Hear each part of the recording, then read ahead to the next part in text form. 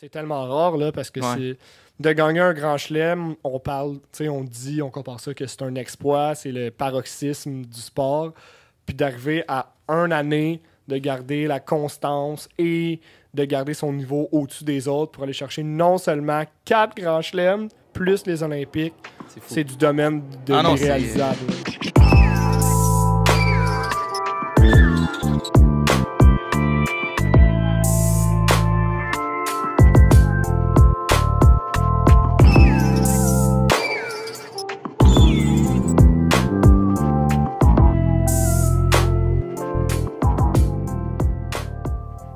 Salut à tous et à toutes et bienvenue à notre nouveau podcast des pousseux de balle. Aujourd'hui, podcast très intéressant selon moi. J'ai bien hâte de parler de ça. Avant toute chose, les gars, ça va? Ouais, ça va. Ouais, ça pas pire. Ouais. Pas l'air sûr. Non, ça va. C'est juste je suis encore surette un peu du dernier match qu'on a joué. Mais... Ah bon, c'est pas ça. de... OK. Combien? Dis-le. Du fun et du plaisir. En grande quantité, 6-2, 6-2. Attention, faut dire qu'il s'est passé de quoi de quand même exceptionnel dans la deuxième semaine, puis je vais donner tout le crédit à Marco, puis je te c'est vrai, félicite encore. Mais ouais, voilà une couple de semaines, Marco puis moi, puis aussi on l'a pas encore dit sur le podcast, fait que ça c'est une première. OK. Je pense que ça doit faire 1 an et demi. Ah, c'est plus que ça, Alex. Là. Ça doit faire pour vrai quasiment 3 ans. Marco, pour la première fois, Non. voilà genre 2 semaines, il m'a enlevé un set. Non. Ouais. Tu avais jamais enlevé de ça? Non, back in the days. Back in the days, oui. Mettons quand on jouait vraiment moins régulièrement. Ouais, mettons, quand lui ans. venait de recommencer, mettons, à jouer. Mais non, depuis, pour vrai, depuis qu'il nous roule, mettons, j'ai pu... Ouais, mais non seulement, tu sais, t'as les meilleurs attributs, là, on se le cachera pas, on le dit souvent, mais là, toi, t'es juste confiant, là, dans le sens que t'arrives tellement serein, j'ai l'impression. Ouais, mais j'ai la pression sur ses épaules, par Je exemple. suis pas d'accord. Parce que, T'as aucune pression. Non, mais quand je perds un set, c'est tout un drame, là. T'as rien à C'est vrai que c'était un drame dans le sens Marco, où j'ai j'ai quand même jamais crié. J'ai jamais vu serrer le poing autant. Ah oui. Je pense que ses ongles étaient rentrés. Ouais, j'avais veine qui sortait. Ouais, fait que t'as gagné le deuxième set 7-5. 7-5, là, c'était beaucoup trop serré. Puis on a joué un super tie-break de 10 points. Puis combien ça finit? Je me suis fait éclater. Mais on n'a pas eu le temps de finir, mais c'était vraiment weird parce que c'était rendu 9-3, Alexis. Puis les lumières ont fermé. Non. Ouais, Fait il que le servait match... pour le match. En même temps, toi, tu peux dire que techniquement, t'as pas perdu. J'ai pas perdu, t'sais. mais en même temps. Tu peux dire ça. C'était revenu au lendemain. Il y avait 6 balles de match, là. Donc, T'imagines, il se passe ça dans un vrai match, genre Wimbledon, il se met à pleuvoir pendant que le gars lance. Parce que c'était ça, là. t'es La en train lumière de lancer éteint quand ta je main. lance ma balle au Non. service. Mais je t'ai proposé de te donner le match. Non, j'ai pris le match. Oh là Oh, là. ok. Ben là, dans ma tête, là. J'allais faire un Benoît Paire, là. J'allais tourner ma raquette puis juste frapper avec le manche. Ouais, c'est ça. Il n'y avait rien à battre. Mais toi, c'est rendu que tu coaches même au tennis. Là, Ouais, c'est ça. Puis là, depuis que je coach, j'ai pris un petit niveau, là, parce tu que le je joue à vois-tu, chaque jour. Ouais, tu le vois-tu, mettons, aussi, vu que tu fais des drills à ceux que tu coaches, tu sais, dans tes patterns de jeu, tu vois-tu, mettons, qu'il y a des trucs qui évoluent ou comme... Ouais, sûrement, mais c'est surtout que, genre, je sais court à chaque jour, puis, tu sais, j'ai genre une confiance de coach, là. Mhm. Ouais, Quand ouais. j'arrive contre vous sur le court, je suis comme, je suis coach. Hey, ces yeux-là Qui est arrogant. me font mourir. Mais depuis que je suis coach, invaincu 6-2, 6-2 contre les deux boys. Fait que Ouais. ce titre-là, c'est pas rien. Ouais, mais on joue demain. Oh! Demain c'est ça, soir? ton- Non, pas demain. Non? Tantôt. Hmm, Hmm. On verra. On verra. Dépend si le podcast... Ouais. Si on le fait durer 30 minutes, peut-être qu'on peut. Ouais, on verra. Mais pour vrai, on a beaucoup de choses à parler aujourd'hui. Puis Ouais. aujourd'hui, bon, vous le savez sûrement, les Olympiques s'en viennent. OK, Oh. donc aujourd'hui, on va faire un petit épisode spécial olympique. J'ai bien hâte d'en Yes. parler. Parce que c'est des Olympiques différents, un peu weird cette année. Ouais, ils sont qui vraiment ont, weird. qui ont été reportés. Ils sont très weird. Beaucoup de... Les Olympiques 2020. Ouais, cette année, c'est les Olympiques 2020. C'est vrai, hein, ils vont pas changer le cycle à cause de Non, la mais pandémie. Non, j'ai je pris pense le temps de m'écrire 2021 pour me garder dans le présent. Non, ça, c'est sûr que... Mais ouais, c'est Non, un peu non, weird. 2020.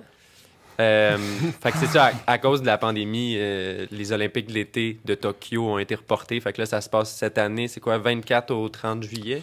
La portion tennis Ouais. est du 26 au 1er. Ok, Donc du 26 juillet au 1er août. Ouais. Mais sinon, les Olympiques, Les Olympiques, ça doit être genre 24 au Ouais, c'est ça, au 8. ouais. Fait que bref, c'est vraiment bientôt au moment où on enregistre ça. Fait qu'on a pas mal, mettons, accès aux joueurs qui ont décidé de renoncer aux Olympiques. On n'a pas encore accès au tableau, bien entendu, parce Puis, que ça sort... Ouais, disclaimer aussi, ça se pourrait qu'il y ait d'autres joueurs qui se soient retirés du tournoi d'ici là, donc ouais. dans la semaine qui suit, pour la simple et unique raison que je pense qu'il va en avoir. Puis, on n'espère pas. On n'espère pas, mais c'est un peu weird. Justement, tu voulais-tu faire un genre de topo? C'est pas grand-chose à dire, à part que c'est des Olympiques bizarres parce qu'il n'y a pas de public. Ouais, il n'y a pas de public. Les joueurs... les athlètes n'ont pas le droit d'aller voir les autres sports, que j'ai entendu, me semble. Ça, me semble, ça fait partie intégrante de l'expérience olympique, là, d'aller voir la fraternité qui en ressort, d'aller voir quelqu'un d'autre du Canada, aller faire un sport que toi, t'es zéro dedans, mais juste il y a quelque chose là-dedans qui est... Ouais, fait que ça va être bizarre. Puis il y a aussi le point, plus par rapport au tennis, que les professionnels au tennis... ils ont vraiment un calendrier qui est chargé, puis qui est pas axé sur les Olympiques. Tu sais, les Olympiques, ce serait un tournoi comme un autre là, pour eux. Fait que c'est vraiment... La dynamique est différente d'un sprinter 100 mètres qui, lui, s'entraîne sûrement pour en arriver là aux 4 ans. Tu sais. Fait que c'est ça qui est un peu weird. C'est pas le paroxysme de leur carrière. C'est ça, pas le but ultime. Mais il y a bien des sports, là, surtout des sports qu'on entend moins parler durant l'année, puis qu'on voit aux Olympiques, que ces athlètes-là, c'est des 4 ans d'entraînement pour juste les 2 semaines des Olympiques. Ouais. Puis c'est payé par genre la Fédération canadienne, je pense. Là, sont entraînés. Ouais, il me semble qu'ils vont se toucher un c'est petit ça. salaire Eux, leur travail, c'est juste de se focaliser sur leur discipline pendant 4 ans, puis rendu aux Olympiques, tout donner, puisque c'est leur moment. Mais au tennis, il y a tellement une saison qui est longue, puis il y a tellement des buts autres que de gagner les Olympiques que ça devient. C'est surtout que du 26 au 1er juillet, mettons, t'es pas censé jouer un tournoi aussi important. C'est quasiment du repos pour les joueurs professionnels habituellement cette période-là dans l'année. Puis le calendrier de 2021 n'a pas été remanié pour favoriser l'expérience olympique. Là. Non. Ça entorche les circuits de l'ATP, de la WTA. C'est juste un tournoi bonus. Fait que tu te brûles encore plus dans une saison qui est déjà extrêmement drainante physiquement, mentalement. Puis en général, Alex, je sais pas... Lennon, peut-être, tu as cette information-là, mais est-ce que habituellement ils vont bouger le calendrier pour faire une place aux Olympiques ou... Je pense pas. Mais semble que j'ai jamais entendu parler de ça, ils vont repousser Montréal, Cincinnati, disons, pour faire de la place. Je pense pas, mais je pense que normalement, les Olympiques sont tout le temps, si je me trompe pas, ils sont tout le temps à des dates précises. Là. C'est comme tout le temps dans le même moment durant l'été et durant l'hiver. Mais là, nous, on parle de l'été forcément au tennis. Là. Fait que je pense qu'il n'y a pas tant de trucs qui viennent sur la plage horaire des Olympiques. Il n'y a pas de gros main event de tournois de tennis qui sont là pendant les 2 semaines olympiques. Ah, c'est sûr. C'est ça, ouais, habituellement, par exemple, ils le mettent vraiment pendant comme Atlanta, Washington. Mais Dieu sait qu'ils vont pas changer, mettons. Non. Repousser Montréal d'une semaine. Mais tu sais, c'est weird, là, parce qu'il prend un Joko, sûr qu'il n'est pas à Toronto, lui, là, cette année. Là. À date, il est inscrit pour hier, je pense, mais tu sais, tout a le temps de changer. Ouais, mais c'est comme une semaine après, à mon avis, bon, on va en reparler, mais Joko... risque de faire une grosse poussée pour aller chercher sa première médaille d'or. Donc, je pense vraiment que...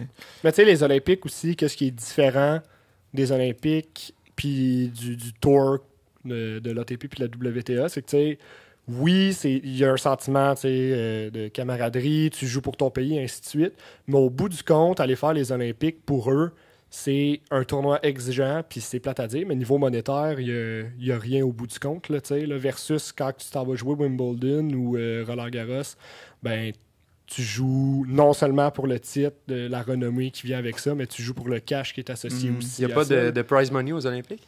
Non. Je pense pas. Habituellement, non. C'est pas, c'est pas dans le deal, mais il me semble qu'ils ont rajouté des points dernièrement. Okay, pour les Olympiques. Ah ouais. Ou peut-être que... Malheureusement, j'ai pas l'information, là, mais il me semble qu'il y a un certain nombre de points attribués pour le circuit aux Olympiques. Fait que, mettons, pour eux, peut-être que ça pourrait être un prix de consolation, mais comme... T'as raison, là, ils font pratiquement pour avoir la médaille dans le cou, là, tu sais, dire j'ai gagné les Olympiques.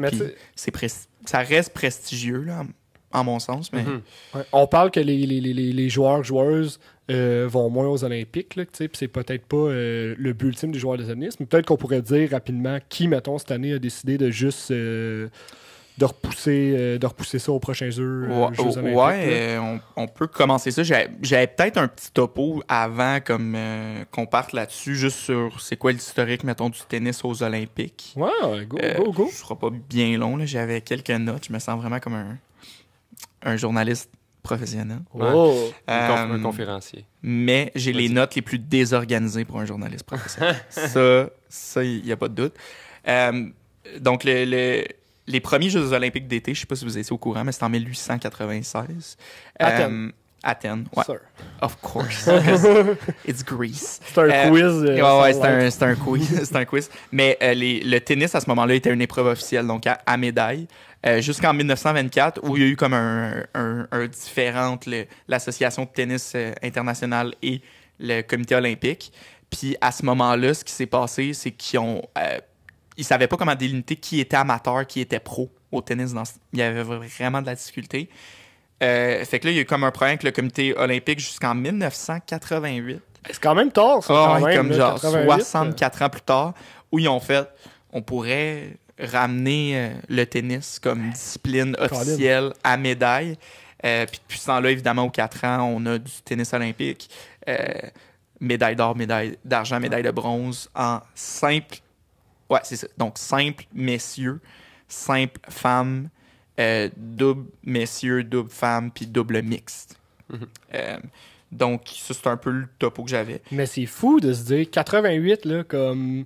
Tu sais, mettons les JO, 76 à Montréal, 80, 84. Il n'y avait pas de tennis. Il n'y avait pas de tennis. Puis tu sais, c'est quand même une époque qui avait, tu sais, des McEnroe, des... Ouais, c'est genre les débuts de l'Open Era. Ouais, c'est ça.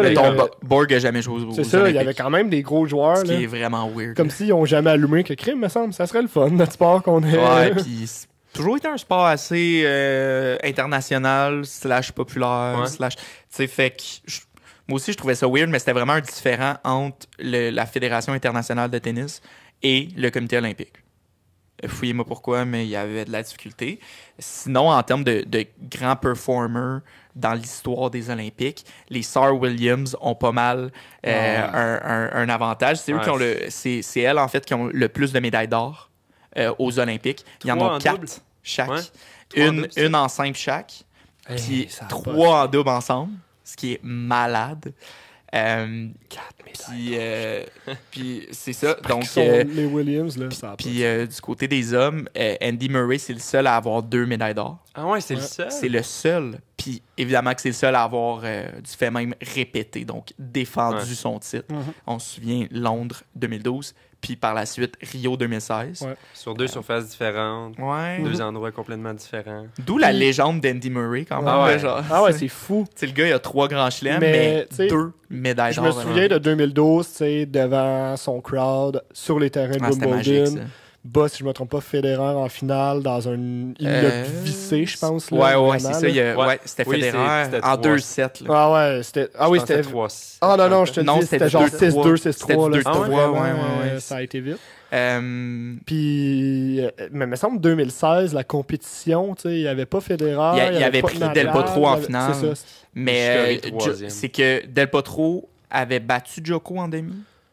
Mais je sais que Del Potro... Nishikori, c'était ça la médaille de bronze? Non, c'était Nishikori Nadal pour le bronze. Nadal était blessé, là, je sais pas si tu te rappelles. Fait que Del Pot aurait battu... Nadal en demi. Puis Murray et Nishikori. Fait que Del Potro, 2 médailles olympiques. Là. Le bronze sur gazon en 2012, si je me trompe pas. Puis l'argent en Rio. Juste je veux juste rectifier un peu ce que j'ai dit. Murray, c'est pas le seul à avoir 2 médailles d'or chez les hommes. Là. Nadal en a 2. Mais en simple, c'est le seul. Ouais, c'est ça. Nadal a eu le double à Rio. Avec qui jouait? Marc Lopez. Ouais. Canadien. Il a battu nos Canadiens en demi-finale. Pospisil Nestor dans ce temps-là. Ah ouais. Gros duo. Là. Nestor qui est une des personnes qui a le plus participé aux Jeux olympiques. Là. Incroyable. Je sais pas combien de fois, il a gagné en 2000. Ouais. En 2000, il gagne avec Sébastien Larreau. Incroyable. Puis il est là... C'est quoi ça? C'est 2016. 2016. Lui, il a fait 4 JO. Là. Ouais. Minimum. Là. S'il n'a pas fait... D'après moi, il doit avoir fait celle de 96. Là. Je sais pas. En tout cas, mais légende. Médaille d'or pour le Canada. Ouais, médaille d'or, qui est encore à ce jour la seule médaille d'or au tennis pour le Canada. Donc, on va en avoir une cette année. On le souhaite. Justement, j'ai pas mal fini. Oups, désolé. Avec mon topo. Puis, on pourrait parler justement des joueurs qui sont absents, des joueurs qui sont présents. Pourquoi sont absents aussi? Pourquoi sont absents, ouais. Je pourrais commencer rapidement avec nos Canadiens qui sont encore dans l'événement parce qu'on en a perdu 2 en cours de route. 3 en cours de route, my God, j'avais oublié. Mais pour l'instant, il nous reste en simple Félix Auger-Aliassime et Leila Ali Fernandez. Puis en double, on a encore Dabrowski et Fishman qui sont inscrites. Ça, c'est cool. Donc, ouais, on a encore nos chances. Je pense vraiment le double dame serait un bon shot, là, je pense. Si je pense très loin. Ouais, si on a ils sont un peu hot, là, les deux. Là, puis je pense qu'on pourrait avoir... Si on a une médaille à aller chercher, ça serait celle-là, je suis pas mal convaincu que ça serait le double. Parce que Félix serait peut-être notre autre contender. Leila, ça va être juste un apprentissage comme un autre. Là. Mais c'est surtout que là, on ne l'a pas dit encore, mais niveau masculin, féminin aussi, mais il y a tellement de joueurs qui se sont retirés du tournoi que Félix devient quand même une tête de série. Là, au 16e rang mondial avec les hommes qui sont pas présents. Il est peut-être dans le top 10. Il est quasiment... Dans le top 15, il y a 7 hommes qui ont déclaré forfait. Fait qu'il fait le calcul. Là, fait qu'il enlève 7. Il est 8. Fait que... il y a 7 hommes sur 15 qui sont pas là. Dans le top 15, parce que dans le top 100, c'est 42 sur le top 100. 46 joueurs au total ont renoncé. 42 sur le top 100. 7 dans le top 15. 42 ont renoncé? Dans le top 100. Mais est-ce que c'est des joueurs qui étaient juste pas invités? Non, c'est des joueurs qui auraient pu jouer. Qui auraient pu jouer. Mais qui ont renoncé. Fait que vite de même, dans les plus populaires, mettons, là, puis t'en ajouteras, t'en as un petit peu plus que moi, Marc, mais Nadal, Federer, c'est pas là. Team, Sinner pour l'Italie, il sera pas là. Wawrinka, Chapeau, Raonic, Pospisil, évidemment. Nos 3 Canadiens. Pospisil qui vient au moment où on enregistre ça de déclarer forfait, si on veut. C'est assez triste. Puis du bord des femmes, t'as des Kerber, Azarenka, Andreescu, Serena qui sera pas là, Sofia Kenin, tu parlais de Madison Keys tantôt, Azarenka, je sais pas si tu l'as dit. Alep justement. Chez les hommes aussi, il y aurait Dominor, Bautista Agut qui sont bien classés. C'est fou, Garin qui est bien classé, Casper Ruud. Un Dimitrov est pas là non plus. C'est plate parce que c'est des pays qui... C'est Norvège, Bulgarie. Qui repose sur ses joueurs. Mettons juste la Suisse, que tes 2 plus gros représentants olympiques, c'est comme les emblèmes du pays, ne sont pas là. C'est qui va jouer pour la Suisse? Là, personne. Laxonen n'est pas assez. Non, c'est ça. Justement, je viendrai tantôt comment on se qualifie pour les Olympiques en simple. Mais sinon, pensez-vous que surtout.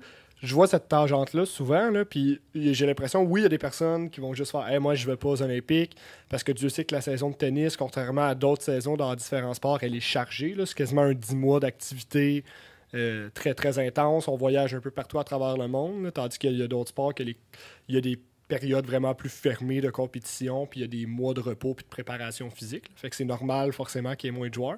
Mais souvent, les Olympiques, j'ai l'impression, puis ça m'attriste, mais c'est souvent utilisé par les joueurs vu qu'il y a comme un 2 semaines off. C'est comme un break pour soigner les bobos puis entamer la dernière partie de saison plus en forme. Fait que ça, je trouve ça plate qu'il n'y ait pas cette espèce d'engouement-là d'aller défendre l'intérêt de ton pays là, à l'international. Moi, je trouve que c'est un genre d'entre-deux bizarre parce que les joueurs qui ont un peu moins un gros classement vont se dire je vais aller jouer un 250, un tournoi 250 ou un 500 pour aller me chercher des points puis justement de l'argent, une bourse, tu sais. Là où il n'y aura personne. Là où il va manquer des gens puis que là, il y aurait potentiellement, comme je prends Bublik cette semaine, les premières têtes de série à Newport, qui est un tournoi sur gazon aux États-Unis, un 250. Il est première tête de série, ce gars-là. Bublik est 30e au monde. 38e mondial. Là. Juste comme la compétition est, à cause des Olympiques, est diluée. Puis ce qui arrive, c'est que justement, ces joueurs-là vont décider, je sais pas, d'aller faire des plus petits tournois. Puis les top joueurs, eux, de leur côté, vont pas se dire je vais aller faire un autre tournoi ou quoi que ce soit. Ils vont se dire, comme tu dis, je vais soigner mes bobos, je vais en profiter pour arriver à temps prêt pour les 1000 d'Amérique du Nord. La saison dure qui recommence. Ouais, c'est ça, qui recommence super. C'est un Nadal, un team. C'est exactement ce que Nadal fait parce qu'il a confirmé sa présence à Washington. C'est ça. Un tournoi à 500 qui vient juste après les Olympiques. Puis Washington est quasiment juxtaposé. Là. Ça s'enjambe. Ça s'enjambe pratiquement. Donc c'est plate. C'est dommage, mais... Puis il y a aussi un problème... Carrière, il y a un problème aussi de surface. Là. Cette année, moins parce que on est quand même sur du dur à Tokyo. Sauf que, tu sais, je prends par exemple, là, quand c'était à Londres, sur les terrains de Wimbledon, sur gazon, ça doit quand même être assez fourrant pour un joueur de faire de la préparation physique pour la saison dure qui recommence. Mais avant de faire ça, il faut que tu tapes un tournoi sur gazon qui sort de nulle part quand il n'y a pas de tournoi en même temps. Ben là, il y a Newport, mais tu sais, t'as pas de tournoi de préparation. En même temps, ils sortent du gazon. C'est moins pire. Gazon puis dur, c'est les deux moins pires. Mais quand c'est sur terre, c'est l'enfer. Ça empiète sur les autres surfaces. C'est ça. C'est comme le tournoi d'Hamburg en ce moment. Ou de Bastad. Ces petits tournois-là en Europe en ce moment, je ne comprendrai jamais pourquoi ils sont là dans l'horaire. Ils n'ont pas rapport. Non, moi, je pense que... Tu sais, va jouer à Atlanta, là, va jouer au Mexique. C'est un autre débat, mais c'est parce qu'il y a des joueurs qui bénéficient des surfaces, il y a des joueurs qui sont moins prêts pour le dur puis qui savent qu'ils vont moins performer là. Fait que c'est comme un... Peut-être, pour rectifier le tir pour les personnes qui sont moins familiers, là, il y a comme pendant l'année qui dure un gros 10 mois, il y a comme les surfaces s'enchaînent, puis il y a une série de tournois sur une surface précise, sauf à quelques exceptions près. Puis mettons à Hamburg, en ce moment, c'est ça, là, la saison de terre battue, elle est passée, là, c'était à... Tu sais, mettons mai environ, dans le coin de mai, un peu avant, un peu après. Puis là, il y a un tournoi de terre battue qui arrive de nulle part. Fait que le monde ne sont pas tant attirés à aller jouer là, juste parce qu'on tombe dans une saison de dur extérieur comme qu'on connaît là, au Québec. Le cheminement naturel, ça commence en Australie avec du dur.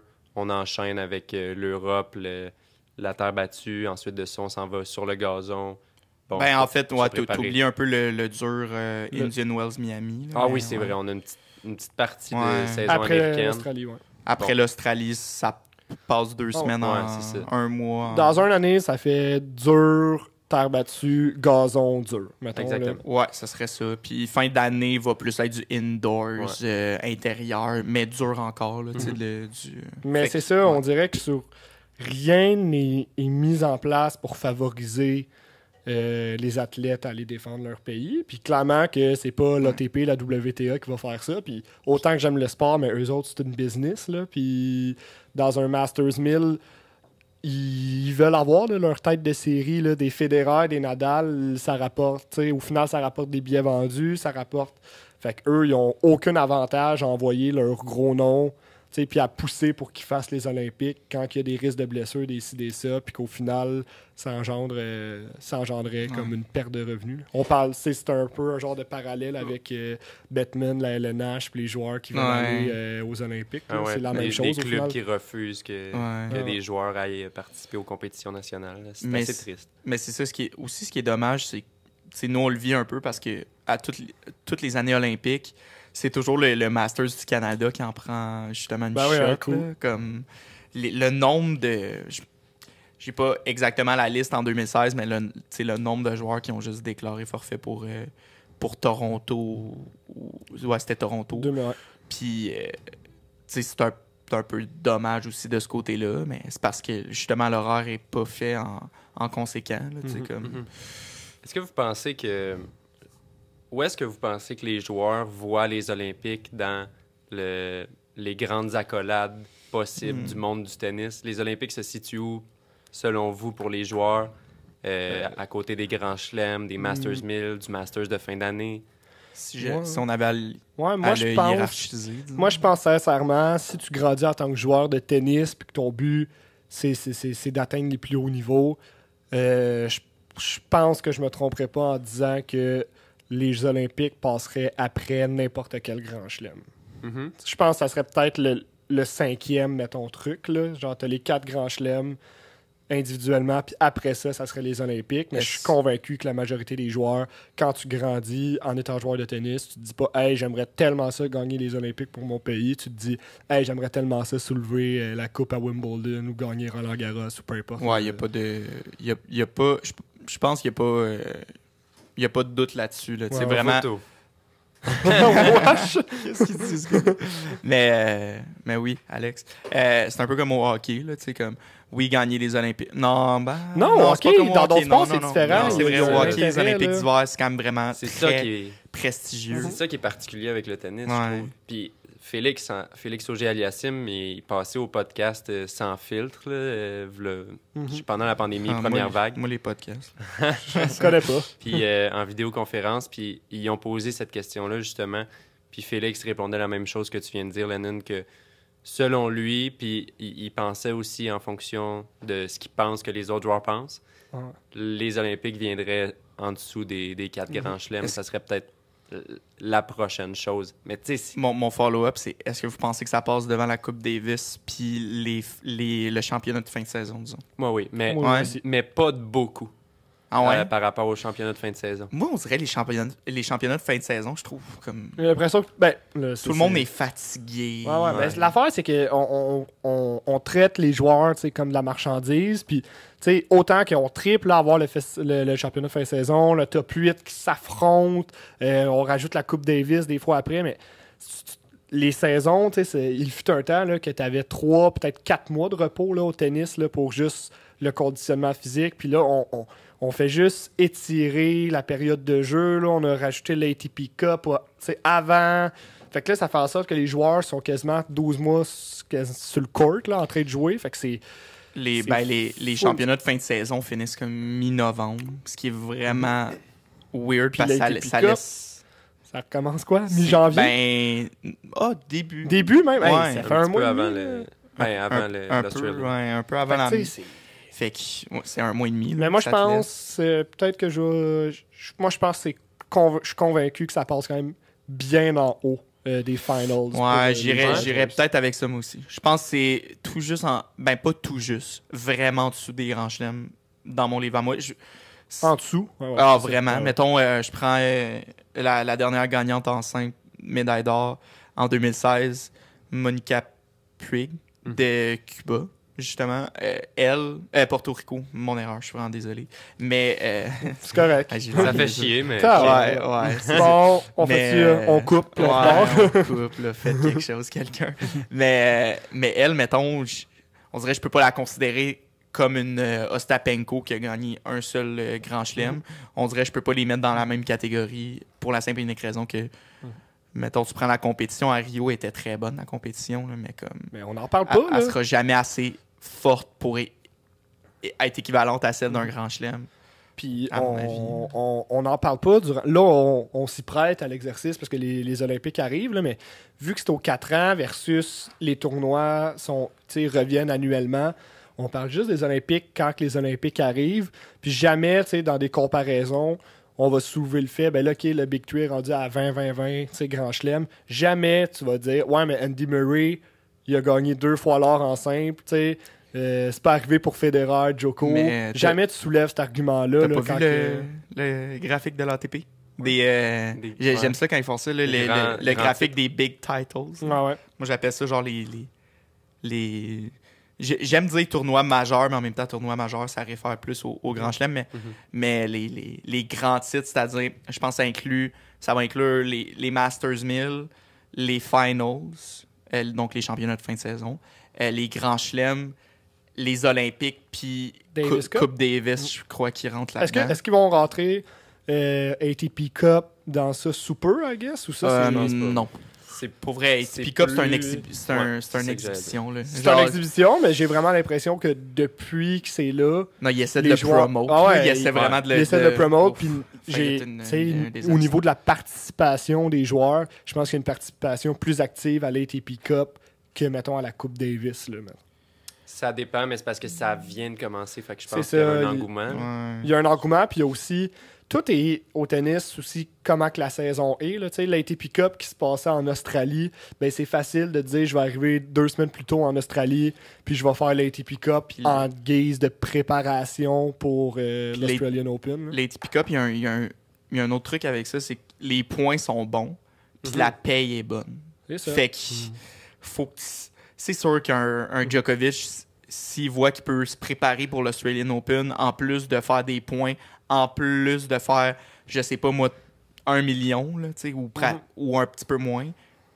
Puis d'avoir des matchs contre les meilleurs de chaque pays. C'est ça, jouer contre Nadal. Puis il y a de l'engouement, il y a quelque chose de le fun aussi, aux Olympiques aussi, mais mettons dans l'ATP Cup, au lieu de jouer en individuel, c'est un sport individuel, mais là, lors de la Coupe Davis, mais là, de l'ATP Cup qu'on parle, il y a comme un ralliement, puis ça se joue en groupe et non.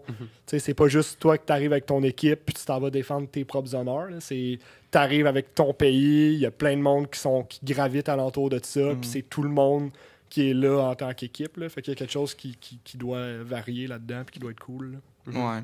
Pour revenir à la différence entre les grands chelems et les Olympiques, bon, OK, maintenant, on a dit qu'on pense que les Olympiques passent après les grands chelems. Pourquoi, selon vous? Y a-t-il une raison? Parce que, tu sais, c'est une compétition qui a lieu une fois aux 4 ans. C'est une compétition internationale. Tout est en place pour que les Olympiques soient peut-être une des plus grandes réussites. Pourquoi ça ne l'est pas dans le tennis? En tout cas, mon take là-dessus, ça revient à ce que je disais tantôt. Au début, moi aussi. Je pense vraiment que c'est juste parce que les Olympiques ont jamais... qu'il n'y a jamais eu un accent qui a été mis sur le tennis aux Olympiques. Puis que, tu sais, ça a été... C'est nouveau de 88, là. Fait que ça fait 1, 2... Ouais, ça doit faire 10 éditions. 10 éditions. Là. Même moins c'est que pas ça, beaucoup. là, là. Pense au nombre de Wimbledon qu'il y a eu. On doit être rendu à 100 quelques. Là. Fait que je pense vraiment que c'est une affaire historique. Mais la rareté de l'événement le rend pas peut-être plus impressionnant, important? Peut-être, mais je pense que ce qui rend important un tournoi, c'est la compétition qu'il va y avoir à ce tournoi-là. Puis je pense que c'est là que les grands chelems ne peuvent pas être matchés par rien d'autre parce que c'est un tableau à 128 joueurs où tu as littéralement les 128 meilleurs joueurs au monde à ce moment-là ou sur cette surface-là, disons. Là. C'est comme à Roland, tu vas avoir peut-être plus d'Espagnols, ainsi de suite. Mais je pense que c'est ça qui fait en sorte que... Puis les 3-5, on en a parlé dans un autre épisode, mais je pense que ça rajoute vraiment au mythe du Grand Chelem. Puis je pense que les Olympiques, pas faute d'avoir essayé, mais je pense vraiment que ça accotera jamais. Je vois pas un C'est jour... juste, c'est dans l'importance accordée par la culture tennistique aux Olympiques qui est clairement moindre. Puis les joueurs. C'est ça aussi, là, quand ça revient à ce que je disais, là, quand t'es petit, tu joues au tennis, jamais tu vas te dire hey, je veux gagner les Olympiques, tu veux gagner les grands chelems. Fait que c'est ça que tu veux faire, puis clairement que quand tu grandis là-dedans, quand tu vas devenir vieux, tu vas rentrer sur le tour, ben, tu vas vouloir aller chercher tes grands chelems beaucoup plus que les Olympiques, contrairement à des sports que tu grandis pour aller aux Olympiques. Là, fait que... Moi, je pense que... Excuse de te couper, Marc, mais c'est un peu les joueurs qui font la culture avec le public, puisque les joueurs décident d'accorder moins d'importance aux Olympiques, puis on le voit cette année encore, c'est une démonstration majeure de cet argument-là. Ben, ça fait en sorte que les amateurs de tennis, les futurs pros, ben, eux aussi... Tu sais, si la génération Tsitsipas décide on se donne corps et âme aux Olympiques, c'est tout ce que je veux, moi, gagner une médaille pour mon pays. Peut-être qu'on va voir une recrudescence de la culture olympique à travers le tennis. Parce que c'est les joueurs qui à fond. C'est à cause des joueurs qu'on accorde moins d'importance à ça parce qu'eux-mêmes, on dirait qu'ils préfèrent les grands chelems. Fait que c'est peut-être pas quelque chose qui est objectif comme phénomène. C'est peut-être juste les joueurs qui ont créé ça d'eux-mêmes. Ou mais je pense vraiment que c'est un effet boule de neige. Je pense vraiment que, étant donné qu'un Federer, un Djokovic et un Nadal n'ont jamais mis ça au top de leur priorité, parce qu'ils l'ont jamais vraiment fait, ben, je pense que justement, étant donné que ça a été les 3 plus gros modèles, les 3 plus gros trois plus grosses icônes de notre sport, ben, c'est pour ça là, qu'un Félix ne voit pas l'avantage d'aller se péter 2 genoux pour gagner pour le Canada. Là, on dit ça, mais mettons du côté féminin, il y a les 2 Williams qui ont gagné aux Olympiques autant en simple qu'en double. Puis oui, fun stat, on le sait, mais personne, tu sais, c'est ça, suit ça. Fait on dirait qu'il y a quelque chose, comme si ça passe un peu dans le beurre, les Olympiques, là, dans... Ben, les arguments pour lesquels Serena Williams is the GOAT, on en parle des Olympiques, là, tu sais. Ouais.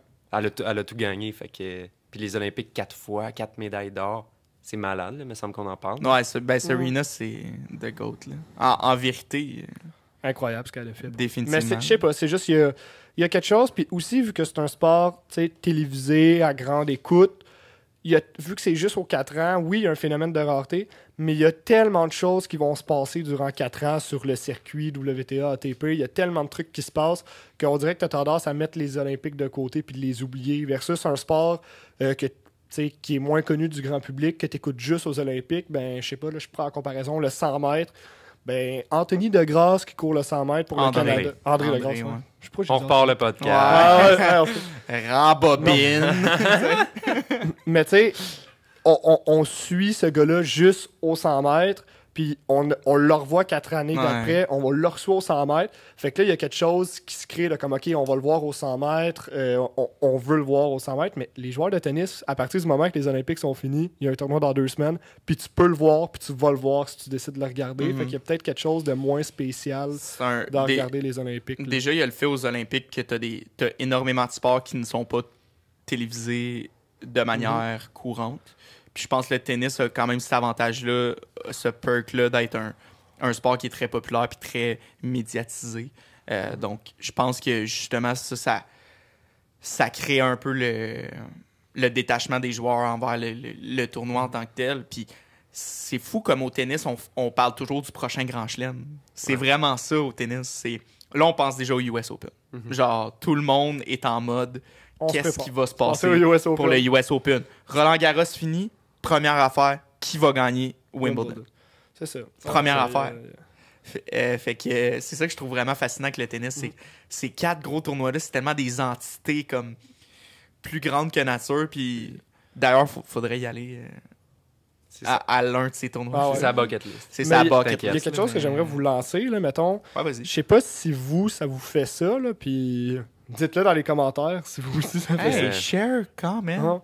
Non, mais mettons, moi, quand je regarde les Olympiques, autant que j'aime le tennis, mettons, autant que j'aime le hockey, quand je regarde les Jeux Olympiques d'été ou d'hiver, on dirait j'ai un attrait particulier plus fort pour des sports que je vois moins souvent, puis voir des athlètes performer dans des trucs que peut-être que je suis moins familier, que d'aller me taper du tennis. Puis je vais aller regarder là, les matchs de tennis, mais d'aller regarder Djoko jouer contre Félix, que j'ai vu ce match-up-là 3-4 fois, puis j'ai regardé je sais pas combien de matchs de tennis dans l'année. On dirait que j'aime mieux regarder une compétition de 100 mètres de saut en hauteur, peu importe. Vu que je vois jamais ça, puis je peux m'initier à d'autres trucs. Je pense que c'est un point. Moi, personnellement, mettons, aux Olympiques, je suis un peu comme toi. Là. Je vais aller voir les sports que je vois jamais à télé. Ouais. Mais, mettons, mes sports favoris, je vais quand même bien les suivre. Je keep track là, de qu'est-ce qui se passe. Mais... Prends tennis, hockey, qui sont des exemples faciles puis de sports que j'aime.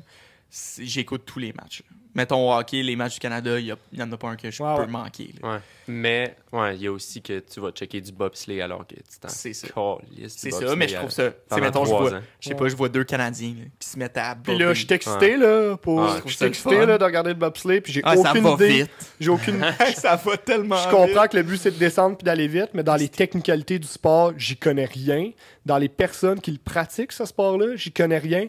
Mais juste là, vu qu'il y a un engouement pour l'intérêt national, je regarde ça, puis même, t'auras jamais vu quelqu'un cheer up pour 2 personnes que je connais absolument pas, là, tu sais. Je sais que c'est une parenthèse qui n'est pas vraiment rapport, mais avez-vous déjà pensé au fait que les commentateurs pour ces sports-là aux Olympiques, ils ont une job aux 4 ans? C'est qui ces gens-là? C'est des pros de bob? Ok, ouais, c'est ça. C'est des pros de bobsleigh qui sont comme... Moi, mais il y a souvent... Il y a aussi, c'est sûr, qu'il y a du monde qui doivent...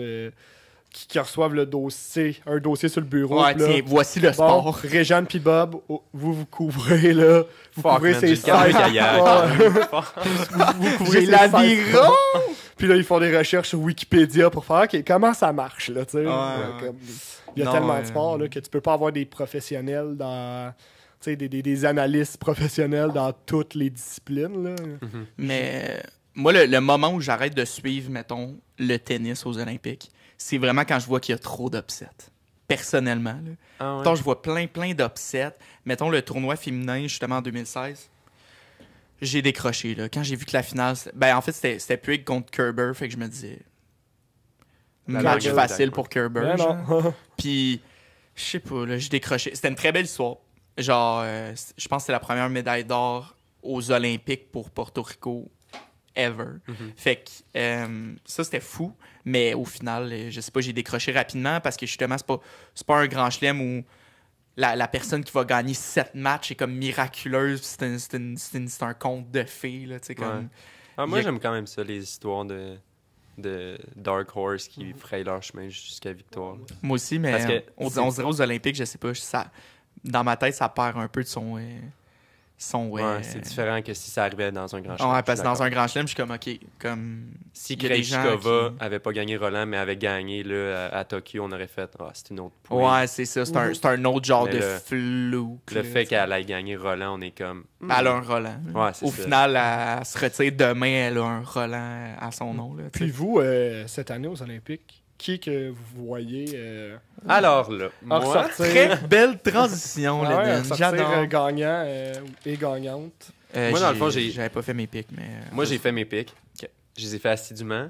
Et sauf pour le double mix parce que on connaît pas encore les paires exactes au moment où on enregistre. C'est vrai? Okay. On se doute, mais on les connaît pas. Fait que j'ai préféré ne pas nommer 2 noms qui finalement ne joueront pas ensemble puis avoir l'air d'un inculte. Mais j'ai une coupe de médailles. Moi aussi, j'en ai. On peut peut-être s'enchaîner. On commence avec... niaiseux. Ah non, mais pense-y sur le fly. Okay. Puis, je vais y penser en attendant. Il n'y a pas de jugement. On peut peut-être commencer par au niveau du simple, plus évident. Mais allez-y vous. Simple messieurs. Puis je vais prendre les mêmes noms. Simple messieurs. Qui va avec les médailles, là. Fait que... Ouais, à peu près. Moi, j'ai juste des gagnants. Dis-moi ton gagnant. C'est weird au tennis. Je pense que c'est dur de parier contre Novak Djokovic en simple messieurs. Fait que tu penses que Novak va chercher potentiellement le Golden Slam? Oui. Moi, je pense... Qu'est-ce qui va mettre le Golden Slam en péril? Là? C'est d'aller chercher ces 5 titres-là. Ça se fait une fois aux 4 ans, possiblement. Là, est-ce qu'on explique le Golden Slam? Ouais, c'est ça, vas-y donc. Juste avant de passer aux prédictions, là, je sais qu'on vous tient en haleine. Mais le Golden Slam, en fait, parce qu'on va y référer, là, mais c'est... Pourquoi j'avais de quoi là-dessus? OK, il est là. Mon erreur. Dans le fond, le Golden Slam, ce que c'est de gagner dans la même année, donc dans la même saison, disons 2021 est une saison, de gagner Australian Open, Roland Garros, Wimbledon, les Olympiques et le US Open, donc les 4 grands chelems et les Olympiques. Ça peut juste la médaille d'or olympique. 4 ans, c'est ça, ce truc-là. Ça se fait qu'aux 4 ans. Il y a une seule personne qui a réussi à faire ça dans l'histoire. Là, on parle évidemment en simple parce qu'en double, les frères Bryan des États-Unis l'ont fait en 2012. Mais en simple, la seule à l'avoir fait, c'est Steffi Graf, l'Allemande, en 1988. Donc, quand les Olympiques ont été réintroduits. En fait, quand le tennis a été réintroduit aux Olympiques. Donc, c'est ça le Golden Slam. On va y référer. Puis c'est quelque chose qui se fait là, jamais, à chaque pleine lune. Ça, c'est quand même il y en a souvent des pleines lunes. À chaque fois qu'il y a un... Bon. J'ai plus rien à dire. Mais à chaque année bissextile, c'est possible. C'est tellement rare, là, parce que c'est... De gagner un grand chelem, on compare ça que c'est un exploit, c'est le paroxysme du sport. Puis d'arriver à une année de garder la constance et de garder son niveau au-dessus des autres pour aller chercher non seulement 4 grands chelems plus les Olympiques. C'est du domaine de l'irréalisable. C'est complètement... Il faut que tu sois Novak Djokovic ou Rafael Nadal ou Roger ou Steffi Graf. Sachant que si il venait à perdre Djoko là, aux Olympiques, s'il n'y avait pas l'or, puis qu'il gagnait quand même l'US Open, ça, on appellerait ça le Calendar Grand Slam. Ouais. Fait que ça, c'est gagner les 4 grands chelems. Ça, tu peux faire ça... toutes les années. Exact. Ouais, fait que ça se fait facilement. Là, ça arrive jamais. Ça arrive vraiment jamais. Là. Fait que toi, Lennon, tu penses que... Ouais, c'est ça. Je pense que ça va être Djoko. Je pense que c'est dur bête contre lui avec le début de saison qu'il a. Puis je vais peut-être me mouiller un peu trop, puis je vais regretter. Je pense qu'il va aller chercher les Olympiques. mais je pense qu'il ira pas chercher l'US. On en avait parlé, ça, dans notre top 8, c'est ça. Un peu. Mais c'est ça, parce que c'est tellement impossible. Mais en même temps, s'il y a quelqu'un qui peut le faire, c'est lui. C'est 100%. lui, parce que il est tellement dominant, constant, puis il est tellement dur à sortir de sa zone de confort. Là. Djokovic, j'ai l'impression que tu pourrais mener 6-0, 5-0, 40-0, tu sais. Puis il pourrait trouver un moyen de gagner le match parce que sa tête, on dirait qu'il est vide. Là. C'est juste, il va jouer... Point par point. C'est ça, il joue haut niveau tout le temps, puis il n'est jamais déstabilisé par peu importe qu'est-ce qui arrive. Là. Rest in peace, RF, Wimbledon 2019. Ah, man. Rest in peace. Mais j'ai des frissons. Ouais. Puis mais non, peu importe. Ouais. Puis avec qu'est-ce qu'on dit, avec les joueurs qui sont pas là, tu sais, oui, je suis d'accord, Nadal... il a peut-être plus le même niveau, il est un peu plus bas que qu'est-ce qu'il était auparavant. Federer, même chose, il est beaucoup plus bas, mais je pense qu'il y a la compétition que Novak Djokovic va avoir va vraiment être moins grande qu'à Wimbledon, qu'à Roland Garros, à l'Australian Open. Fait que moi, je peux pas mettre. On va ressembler à Wimbledon. T'as-tu un genre de dark horse pour le simple ou J'ai pas réfléchi avant ça, mais c'est sûr que moi j'aimerais bien ça parier sur mon petit poulain Félix Auger-Aliassime. Oui. c'est quand même un cool dark horse. Là. On sait pas, la compétition est un peu justement diluée là, pour ce tournoi-là. On se mentira pas. C'est pas un dark horse, là, mais... Non, mais étant donné qu'il y a 7 des 15 meilleurs joueurs qui sont pas là, ben Félix a une bonne chance d'avancer, du moins, dans le tournoi. Là. Et on l'espère. Avec qui viennent de faire son premier quart en Wimbledon, je me dis, il est sur une lancée. Pourquoi pas? On peut rêver. Mais il reste qu'au simple masculin, il y a Djoko, Medvedev, t'as Zverev, Tsitsipas, t'as Berrettini, Rublev. Fait que c'est pas facile. C'est relevé, mais on dirait... moi, je vais seconder, en fait, Lennon pour sa prédiction. Moi de même. C'est clairement Novak Djokovic qui gagne les Olympiques. De un, il gagnerait les Olympiques dans pas mal toutes les années où Federer et Nadal ne sont pas là, et Murray, disons. Mais là, franchement, juste avec la motivation d'extra qu'il y a pour le Golden Slam. Ah ouais. Puis d'aller chercher les Olympiques, là, c'est le seul achievement qu'il a jamais eu. Dans les gros titres qu'on parlait tantôt, il y a tout. Là. Il y a une Coupe Davis, il y a toutes les Masters 1000. Il y a toutes les Masters. Il les a tous. 2 fois. 2 fois, ce qui est inimaginable. Ces gars-là, là, des Nadal, Djokovic, Federer, ça carbure aux défis puis aux gros titres. Aux gros titres puis aux réalisations. Là, fait que c'est sûr que Djokovic, c'est ce qui lui manque puis il va rentrer là comme un troc. Là, mais moi, ma petite prédiction sur le site, c'est ceux qui ont fait des très bonnes performances à Wimbledon n'auront pas des bons tournois aux Olympiques. Ah ouais? Okay. Je m'explique. Je trouve ça un peu difficile de faire la transition du gazon au dur aussi rapidement. Parce que c'est un changement de surface. Oui, ça ressemble. Mais honnêtement, le gazon, ça glissait d'un bord, ça glissait de l'autre. Le footing n'est pas pareil sur une surface comme ça. Non seulement ça, il y a comme vraiment la période entre le Wimbledon et les Olympiques est juste tellement pas... Il n'y a pas eu de tournoi dur. Non, c'est ça. Il n'y a pas eu de tournoi dur. Puis la période est juste pas longue, tout simplement. Fait que je vais y aller avec un exemple. Moi, mon flop, si on veut, là, mon underachiever pour le tournoi, c'est Berrettini. Non. Je pense vraiment qu'il part en... Je vais pas le dire, mais je pense en 2e ou en 3e ronde. Non. Je pense pas, moi, je sais qu'il est fort, man. Ouais, il est fort. Je suis d'accord avec toi. Il y a le vent dans les voies, mais je le vois... Je sais pas. Ouais. Je le vois un peu lancer la serviette sur ce tournoi-là, puis trop y penser, arriver à Toronto puis être en bonne forme. Je suis d'accord avec toi, je le trouve excellent. Mais je pense que de te rendre loin dans un tournoi de même, c'était sa première finale de Grand Chelem. Mentalement, aucune chance, selon moi, qui est prêt pour les Olympiques. Okay. Mentalement. Puis qui pourrait surprendre, selon vous? Surprendre, moi, j'ai dit Félix. Je sais pas si c'est une surprise, mais moi, je vois une finale Zverev-Djoko. Ah ouais? Ouais. Medvedev, 100%. Non, moi, j'ai pensé à Medvedev. Je sais, je comprends. Medvedev, il est très bon sur cette surface-là. Mais ça va dépendre aussi de comment que les... Mais je sais pas, j'ai un feeling... C'est ça va dépendre du tableau. J'ai un feeling pour Zverev. Je sais pas Zverev, en tout cas, s'il est en finale, c'est sûr qu'il part. Ouais, 100%. Ouais, c'est pour ça que je le verrais contre Djokovic. Puis toi, avant qu'on passe pour les madames... Moi, j'ai les Djokovic. madames. Ben, les dames, excusez.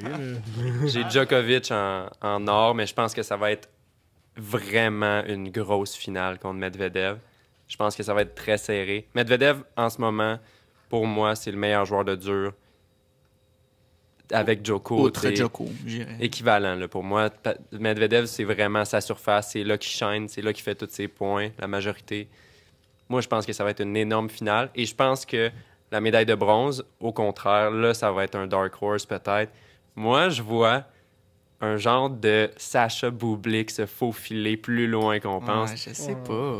C'est un genre de contexte weird où il joue pour son pays weird. Puis il pourrait tout donner. Ce gars-là a vraiment un potentiel off the charts. Moi, je pense qu'il peut se rendre plus loin qu'on pense. Je dis pas qu'il gagne le bronze, mais je pense qu'il va se rendre, en tout cas, plus loin qu'il est censé. OK. C'est mon take. C'est correct. Ouais, mais j'avais pas vraiment de dark horse. Zverev peut pas vraiment être considéré comme un dark horse. Non, mais je te dis pas que Bublik est en finale. Mais en médaille de bronze, tu le verrais. je pense qu'il va upset quelqu'un ou tu sais, il va faire chier. Genre Berrettini en 2. Non, Zverev. Il sort Zverev, là. Non, ça Bataille de Sacha, là. Zverev, Zverev, il met sa deuxième dans le net pendant que Bublik il fait une deuxième par en dessous. Zverev a trop choqué contre Félix à Wimbledon. Il peut pas... Tu sais, Tsitsipas à Wimbledon, ça a pas bien... Qu'est-ce qui va se passer aux Olympiques? Moi, Tsitsipas, ils viennent de perdre contre Krajinovic à Hamburg sur sa surface. Moi, non. Je me tiendrais vraiment loin de lui là, pour... Mais, très bon joueur, Tsitsipas, quand même. J'aime le revoir jouer. Si je te relance sur du côté des dames, qui que tu vois aller chercher l'or? Moi, il n'y aura pas de surprise. Ma joueuse favorite et favorite locale aussi, parce que ça se passe à Tokyo. Là-dessus aussi. Naomi Osaka, selon moi. Aussi, selon moi, elle repart avec le gold. Je sais qu'il n'y a pas de public, puis qu'elle va peut-être être moins drivée par l'énergie d'une foule, mais quand même, chez eux, à domicile, moi, selon moi, c'est le moment qu'elle fasse un peu son retour, parce que là, elle a eu un début de saison plus weird, blessure, santé mentale fragile. Là, je pense qu'elle va revenir dans son pays, elle va être bien. Je veux qu'elle gagne ça. Ça serait malade pour la Legacy. Ça serait... Ça, par exemple, on s'en souviendrait longtemps. Ben oui, juste parce qu'elle gagne chez eux. Moi, c'est ça, comme Alex, je seconde. Là, moi aussi, 100%. Moi, je pense qu'elle aurait gagné les Olympiques si c'était au Mexique. Elle aurait gagné les Olympiques si c'était en Argentine. Je pense même pas que ça a rapport avec le pays, je vais vous le dire. Moi, je pense juste la surface et tout simplement le fait qu'elle n'a pas joué beaucoup dernièrement. Puis on dirait qu'elle a un peu du temps à rattraper, en quelque sorte. Parce que clairement que c'est de la façon qu'elle le voit. Là. Ouais. Pas parce que moi je le pense, parce qu'elle le pense sûrement. Donc, moi, je pense qu'elle gagne de manière convaincante. Qu'est-ce qui se passe avec la première mondiale, Ashley Barty? Ça, je pense qu'elle va faire bonne figure, mais est-ce qu'elle va se rendre en finale? Moi, je la vois jouer la médaille de bronze. Pareil, mon gars. Je sais pas si elle la gagne. Je pense que oui. Je pense qu'elle gagne la bronze. Mais ça, je la vois pas se rendre en finale, moi non plus. Parce que c'est tellement une bonne compétitrice que je la vois pas fade out. Puis elle a vraiment... elle a de quoi pour les grandes occasions. Là, elle est vraiment à l'aise dans ces gros moments-là. Pareil, médaille de bronze pour moi. Puis médaille d'argent, je pense que quelqu'un va se faufiler. Ça pourrait être vraiment n'importe qui. Exact. Chez les femmes, je pense pour vrai, là, ça pourrait être comme Monica Puig nous avait surprise en 2016. Je pense vraiment que ça pourrait être une bonne surprise. Sabalenka, peut-être. Ouais. Moi qui met en forme en ce moment. Qui est très en forme. Je sais pas. Pourrait faire la finale. Il y a beaucoup de dames qui ont comme blow-up cette année, là, qui ont fait des très bons résultats. Fait que je serais pas surpris que Krejcikova, Sakkari, du monde de même, je serais pas surpris que ça se rende. Krejcikova, je la vois pas loin. Moi, je pense pas que Krejcikova, je pense pas qu'elle va être deuxième. Là, parce que souvent, ce qui arrive après ton premier grand chelem, c'est que ça... À moins que tu sois une joueuse établie, que ça fait vraiment longtemps que tu es proche de gagner un grand chelem. Quand tu gagnes un grand chelem et que tu n'as jamais été proche, on dirait là, après, là, c'est un tout autre monde. Tu as de la difficulté à gagner un match. Ostapenko a eu ce même problème-là après avoir gagné son Roland. Je sais pas. Sakari pourrait être un bon pick Moi, c'est mon pick. Dark Horse. Ouais. Okay, c'est mon pick, okay. mais... Ouais. Mais tu sais, il y a tellement de filles fortes qui vont être là. Fait que, elle va-tu se rendre aussi loin, Sakari, ou elle va se faire manger dans les premiers tours par une genre de Pliskova, je sais pas. Moi, Pliskova, tu vois... T'as vois pas loin? Genre, je reviens à ce que je disais pour Berrettini. Non. Okay. Je la vois perdre tôt.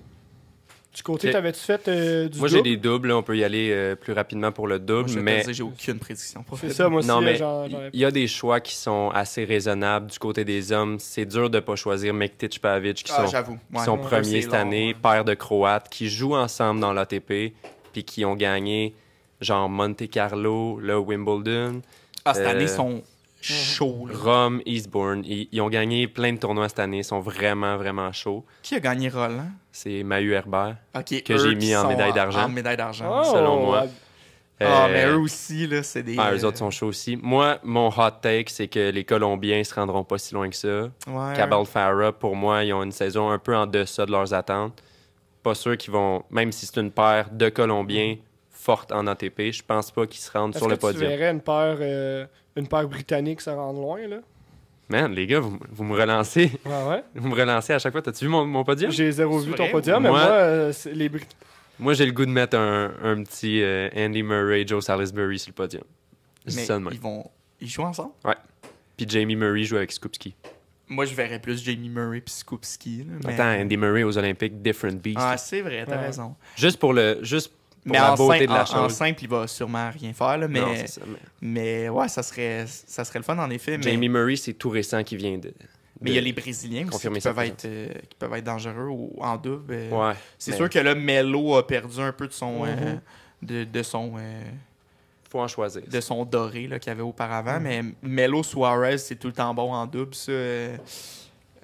Ou tu sais, Mais ouais, faut en choisir. un genre de Ram, Tiafo peuvent surprendre, des trucs de Ouais, même. les Ah, States, on ils ont sait jamais. besoin. Puis du côté Puis, féminin, du tu côté veux féminin, notre petit duo de Moi, Canadiens, j'ai mis mon duo canadien Ah, ça serait sur fou. la deuxième masse. Ah ouais, du podium. ok. T'es Ah, pas ouais. perdre en finale, ok. Je les vois perdre en finale, mais je les vois faire une run vraiment le fun. Sharon Fishman, quelle année qu'elle a en ce moment avec Olmos. Dabrowski, elle va ressortir pour moi. C'est l'année où le double dame peut gagner une médaille. Dabrowski joue très bien pour le Canada en général. Ouais, c'est vrai. Fed Cup, Billie Jean Jean Cup maintenant, qui est la compétition de groupe chez les femmes qui est équivalente à la Coupe Davis chez les hommes. Elle performe tellement bien là-dedans. Ah ouais, Puis je pense que ça prouve à quel point elle aime jouer pour le Canada. Puis je pense que justement Fishman est tellement hot cette année, là, ça va, là. Ses affaires vont tellement bien.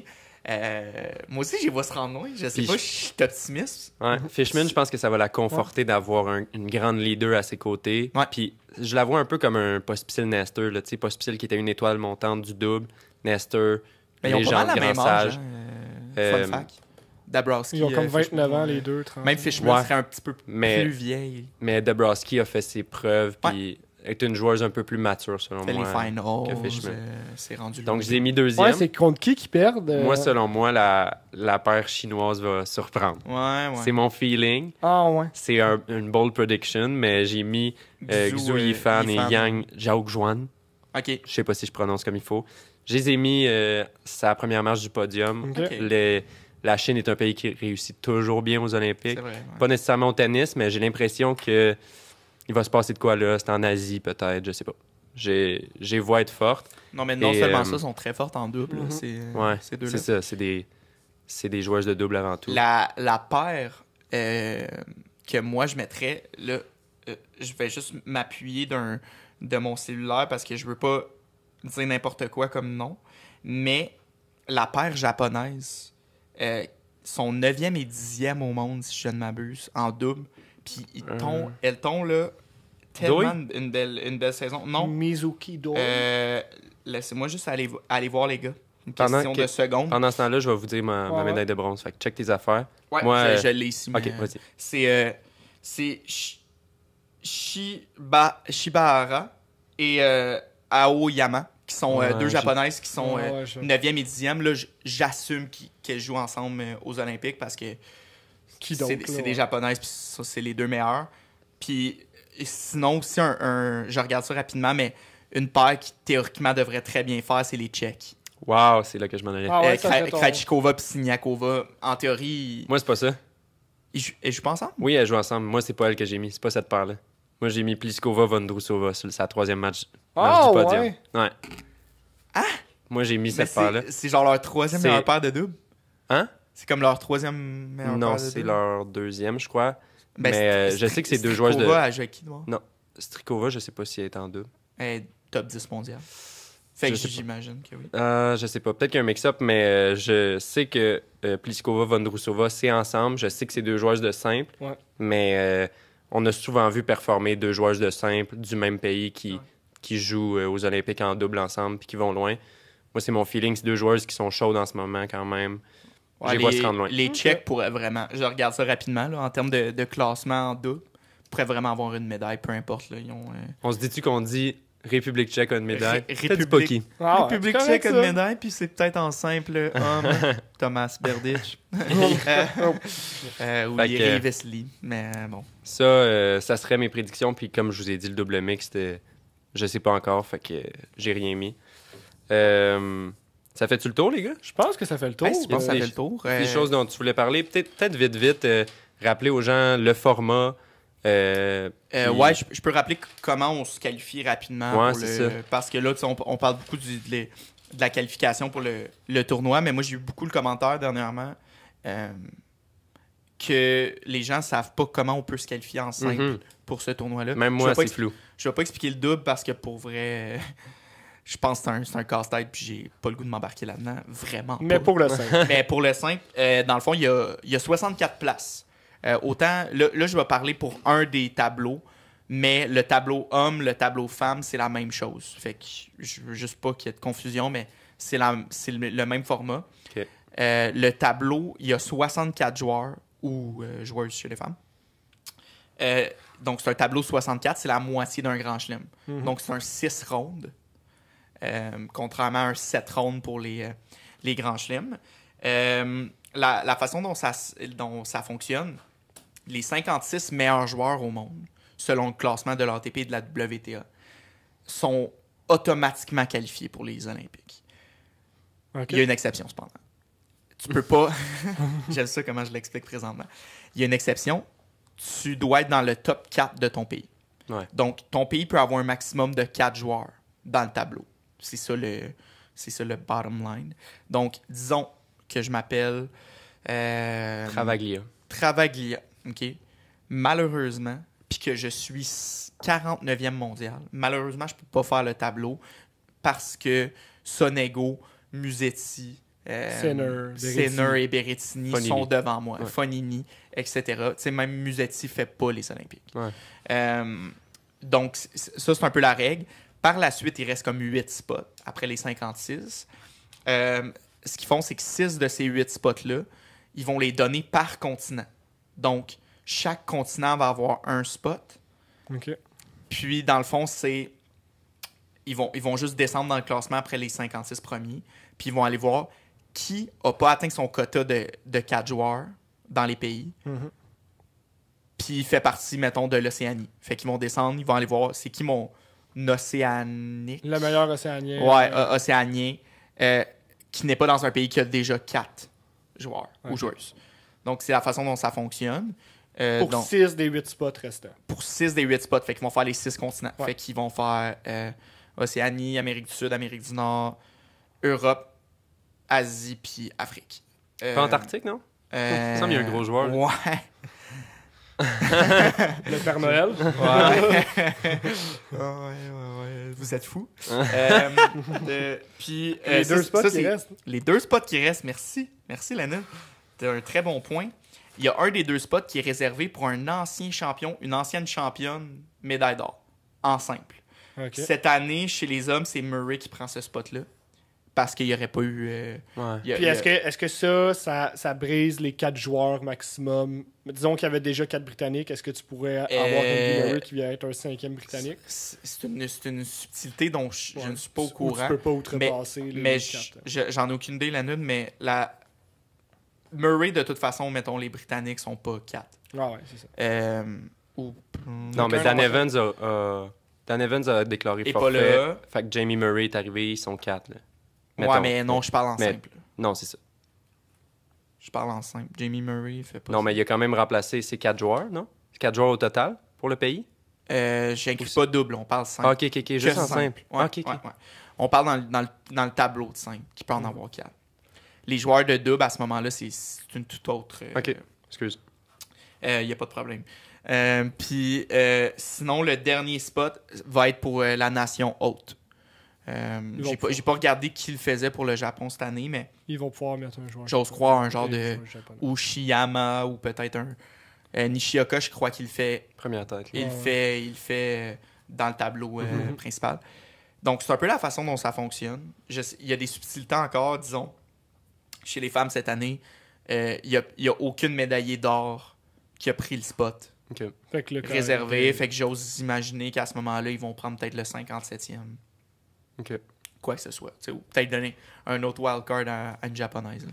C'est quand même compliqué, mais c'est compliqué, ouais. Ce que ça fait, c'est que, mettons, là, il y a un Péruvien dont j'ai jamais entendu parler, qui est aux Olympiques, puis qui pourrait causer des surprises. Puis c'est la raison pour laquelle il y a un Égyptien, une Égyptienne au tournoi cette année. C'est Safouat, puis Shérif chez les dames.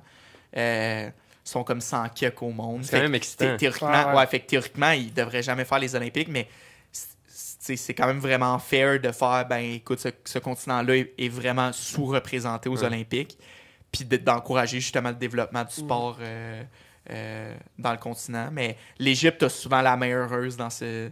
Ouais, c'est ça. Là-dedans, veut pas, parce que Afrique du Sud aussi, habituellement, là, est dans ces... Puis t'as pas dit que c'est l'ITF qui gère tout ça, là? Ouais, donc c'est pas l'ATP ni la WTA, mais l'autre entité qui est comme au-dessus de l'ATP de la WTA, qui gère pratiquement le tennis dans le monde. Mm-hmm. International Tennis Federation? Is that it? Yeah. It is it. So on this note... Mais ouais, je pense qu'on... C'est un petit rap? C'est un rap. Puis c'était vraiment le fun d'en jaser avec vous autres, les gars. Yeah, j'ai vraiment hâte de voir ce qui se passe aux Olympiques. J'ai l'impression qu'il va y avoir des upsets, des trucs auxquels on s'attend pas, puis ça va rendre la compétition intéressante à checker. Si vous êtes rendu ici au point, si vous l'écoutez encore, peut-être commenter si vous êtes sur YouTube, peu importe, nous faire savoir peut-être vos prédictions olympiques. Vos podiums. Qui l'emporte? Voilà. J'ai fait des yeux weird. Simple de même. Mais ouais, qui l'emporte? Puis n'oubliez pas si vous avez aimé l'épisode, partagez, parlez-en à vos amis, publiez, allez nous suivre, en tout cas, toutes les patentes. Là, Instagram, Twitter, Facebook, on est sur Spotify, Balado, sur YouTube, allez liker partout, donnez 5 étoiles, je sais pas trop. Ouais. Sur Trivago. Yes, on vous aime, je vous aime. Ouais. Bye tout le monde. Bye. Ciao. Ciao. Yeah! C'est un rap. Man, il fait chaud, hein? Ah ouais, oh, on a même une petite oreille. Bon épisode, les gars.